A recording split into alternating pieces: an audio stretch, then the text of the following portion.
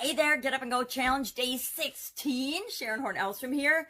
We've run through the soap. We've used the soap. We've used the soap framework one time in detail and talked about it. And I guess today I just want to check in and see, how are you feeling about it? What are you thinking? How did it work? Sometimes when we try on a new framework or a new process, it feels strange. It feels different. We have to get used to it. So we're going to go through it a couple more times during this challenge in detail. But today's question is, what next? What's next? They're kind of interchangeable. Next, what's next? What is next? What next? What do I do next? What do we want to look at next?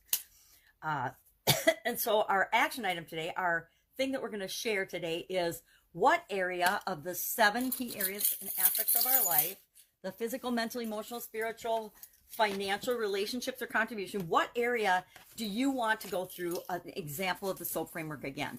I think we need to go through at least one more time in detail the story, the situation, the options.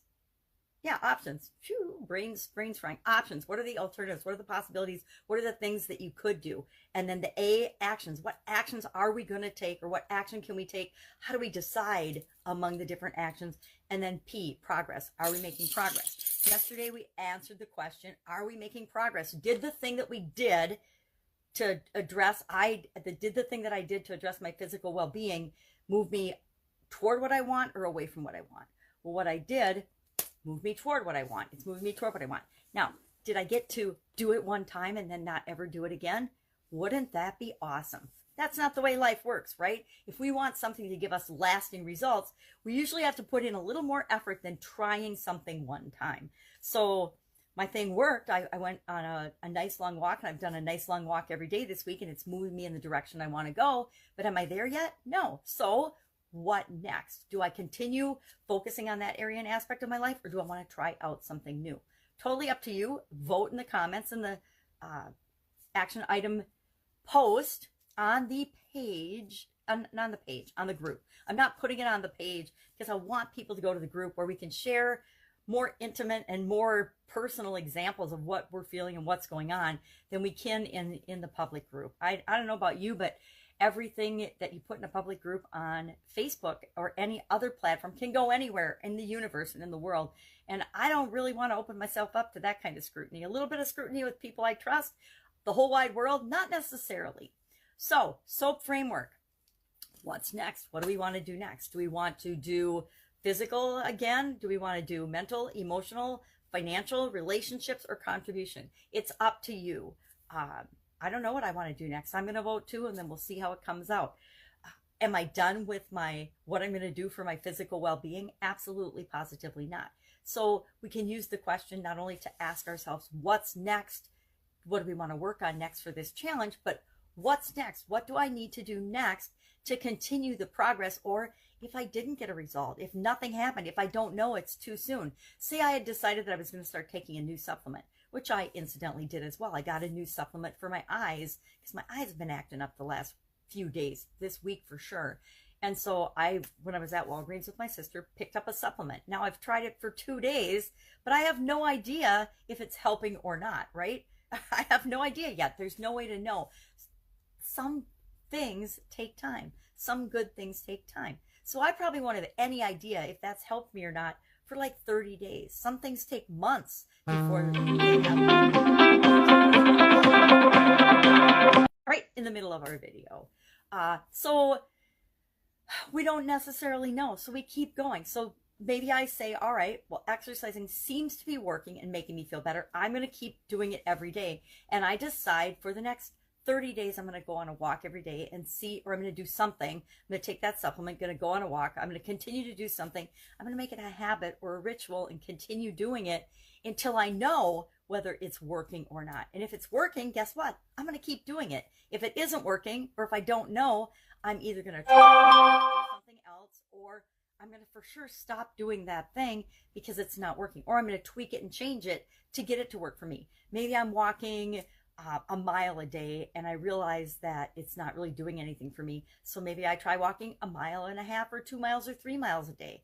It's up to you to figure out what's right for you. It'd be so nice if somebody could just wave a magic wand and give us the answers and tell us everything that we need to do for us. Guess what? You're the only expert on you. You're the only one that can know definitively the answers to questions, the answers to you. You are the only one creating the operating manual for you. Nobody else can do that for you. It'd be awesome. I remember when I was first had my kids, I was thinking, oh my God, why doesn't anyone have a how to be a good parent or a parenting manual, how to raise kids? Well, there's all kinds of books and things written, probably thousands at this point. But, 29 years ago when I had my first child, almost 30 years ago now, when I had my first baby, it's like there were not very many sources on and information. There was no internet where I could just Google, what do I do if my daughter has a tantrum? What do I do if my son is projectile puking all the time? What do I do if there was no handy dandy internet or resource that you could go ask questions to? You could call your mom, call your mother-in-law, you could phone a friend, you could do things like that, but there was not this incredible access to information that we have nowadays. So the answer to what's next is up to you, but there's no shortage, and it's very easy to figure out your next step, your next step, your next step. Here's the really cool part about the what's next and next question. That's the only thing you have to figure out. You don't have to figure out all of the steps to get you to what you want. You just have to figure out your next step. And there's incredible power in that, in knowing that, and it really reduces your stress. Knowing I don't have to figure out the whole staircase. I just got to take the next step. I don't have to get up the whole staircase today. I just have to take the next step. And I don't know about you, but once I did that mindset switch on myself, it just totally reduced the amount of stress that I feel in a lot of the areas and aspects of my life. We tend to put a lot of pressure on ourselves to be done already, or to be somewhere already, or to have already achieved certain things. And it's ridiculous. If we were supposed to be there, if we were supposed to have already gotten this thing or done this thing or achieved this thing, we would have done it already. So obviously there's steps we need to take to achieve the thing that we want. So that is our lesson, our Get Up and Go challenge for today. Think about the 7 areas and aspects of your life and what you'd like us to go through the SOAP framework on this next time through. We'll run through, I don't know if we'll do 4 days or what we'll do. I'll decide that tonight.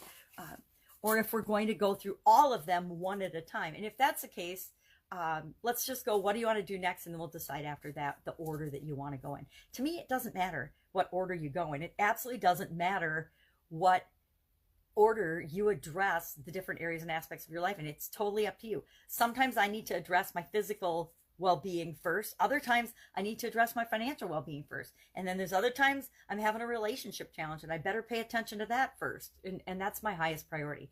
It changes all the time based on our experiences and what's going on in our life. And that's as it should be. That's what makes life fun. That's what makes all of our lives a journey, not just we're born, we do these 10 things like everybody else and then we die. Boy, that would be really boring. All right, have an awesome day. Any questions? Hit me up in the comments below. Otherwise, I will be with you tomorrow. Bye. Get up, get going. You got this.